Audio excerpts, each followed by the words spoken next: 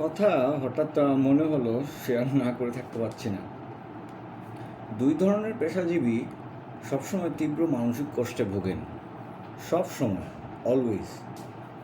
এরা সহজেই চাইলে অনেক উঁচু লেভেলে পৌঁছাতে পারেন, আবার মুহূর্তের মধ্যেই ধাপ করে মাটিতে নেমে যেতে পারেন। এই দুই ধরনের পেশাজীবী এক রাজনীতিবিদ, দুই ডাক্তার। রাজনীতিবিদদের হাতে সময়ের নিয়ন্ত্রণ থাকে না, সুতরাং তার পক্ষে সবসময় সূত্র মেলানো সম্ভবও হয় না। আবার ডাক্তার, তার কাছে গিয়ে পর্যাপ্ত জ্ঞানও নাই যে সে মানুষকে সুস্থ করে ফেলবে। কিন্তু মানুষের প্রত্যাশা এই দুই পেশাজীবীদের কাছে এমন যে তারা সরল অঙ্কের মতো একটা ধ্রুবক বসিয়ে right hand side equal to left hand side করে ফেলবে।